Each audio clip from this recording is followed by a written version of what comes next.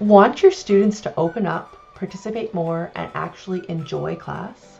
Let's talk about 5 simple things you can do starting today to build real rapport with your online learners. These are easy, tested, and they work even with shy or high energy kids. I'm Megan. I'm a Canadian teacher with 20 years of experience both in the classroom and online. I still teach online every day, so I know how hard it can be to connect with students through a screen. I'm also one of the creators behind Teachers Together English and the founder of Florentis Learning. About 3 years ago, I started sharing my lessons with other online teachers just like you. In this video, today I'm going to walk you through 5 practical low prep strategies that actually work to build connection, including 2 real stories from my own students. One strategy is so simple, it turned a quiet 7-year-old into a fully engaged reader. And one little tech change, it completely transformed a distracted student into an excited learner. Stay to the end so you don't miss the one that might change your classroom too. Rapport is the foundation of every class, and everyone knows that. When you're teaching and there's just a student you just really don't click with, it's hard to teach, it's hard to get them to participate, it's hard to get them to talk. And you don't look forward to teaching that. You see the student, they're not smiling, they're slouched forward, they're playing with things on their desk, they're maybe off on a completely different internet tab, and it's just really hard. So when students trust you and feel connected, they participate more, they stay focused, and they make faster progress.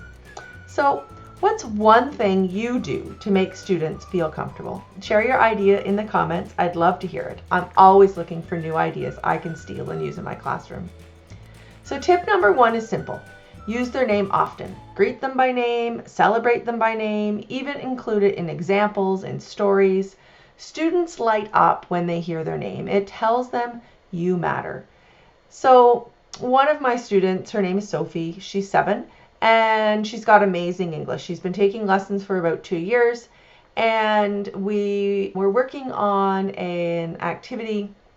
She's preparing for her KET exam, where she had to identify some question words to fill in the conversation. And she was really struggling with coming up with the right question words that fit. And she had a little bit frozen up and become sort of like, no, I don't want to do this in the last lesson. And so I created a really short story about a girl named Sophie. And I had then the questions to go with it. And so she had to fill in the question words. As soon as she saw her name on the screen, her face lit up. She read more confidently, she stayed engaged, even asked if we could do another one. It only took 5 minutes to create, but the results were huge. Use your students' names in stories, examples, and games. They'll feel like the lesson is truly for them. Your energy is contagious. So my second tip really is to smile, react, and match their level of excitement. When your student is full of energy or a little reserved, responding with warmth and presence helps them feel safe and seen. What's your go-to way to build rapport with your online students? What is it that you do in your classroom to help your students feel safe and seen? Let's build a list of tips together so that all teachers can use it in the comments below. So my third tip, it really is around personal check-ins. I start each class with a quick personal check-in. Just 1 minute. Did you do anything fun today? Or what did you eat for dinner? These small conversations build trust and show and demonstrate you are interested in your students.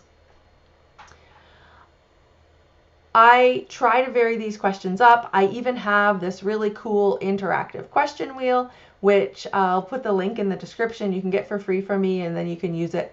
The students love it. You click spin and you never know what question you're going to get for that day. And the students think that it's this really cool, fun game. It's actually pretty simple, but they really like it. So the fourth tip I have, and this one really makes a difference. Bring in what your students love. Dinosaurs, princesses, Minecraft, superheroes. Use these in your stories, in your games, in your rewards. I had a boy, he was about 10 or 11, Chinese, sort of your typical boy, not really keen on reading. And we tried a bunch of different materials, and ultimately we found that he wasn't so interested in the nonfiction stuff, but he loved stories, but not any story. It was a series of stories about a basically a van and a robot, and the robot was in every story, and they traveled different places. It was a little bit magical. So we started reading some of those series, and he read way ahead of me. And it was like, so I would say, oh, what do you think's going to happen next? And he would laugh, and he'd be like, ha ha ha, I already know. So it takes time to find that right piece, but you can find it. And when you find it, it can make all the difference in your students. What's the funniest student that you've ever had to teach around? Like their interest? Was it something crazy? I think that sometimes it is hard to figure out, okay, I'm using this set of lessons and I want them to be interested in it, but I also want to minimize my prep. I don't have time to change these lessons for every single student. And so what am I going to do that allows me to do that really quickly and easily? And for me, it's often a reward. Let's draw this, or let's talk about this at the beginning, or let's even just throw up a picture and have a free talk conversation about that at the last 3 or 5 minutes of class. Tip number 5, celebrate progress, big or small. So students thrive on recognition. You can celebrate every little win. Say, you remembered that word, great job, or you stayed focused for 5 minutes, or 3 out of 5 of your sentences today that you've been writing are perfect. There's no mistakes. You can use a reward system, stars, or just a great big smile and a virtual high five. So I have this student, he's 6, again, another boy, and very high energy, and he and his sister both started taking lessons at the same time. And his sister has progressed a little bit further ahead of him, and she's about a year older, so she just catches on a little bit faster, which is fine. I always make sure I move it at my student's own pace. But in January, I switched platforms with him and his sister, and I switched to Fun Class, and I'll put the link in the description for it. But ultimately, the big difference was that it had a co-browser, and it also had the rewards built in. And Koala.go does a great job of this as well. It's got a really good stable co-browser and lots of built-in rewards. But that co-browser for him made the difference, because now instead of playing a word wall game where he's circling things and then I'm clicking them, he is in control. He can click and do the matching game. And all of a sudden it was like, you know what? He actually knows more English than I thought he did, because he knew all of his vocabulary words. He could recognize the text words on screen. When I threw up that matching game, it was like bang, bang, bang. He was able to do this by himself.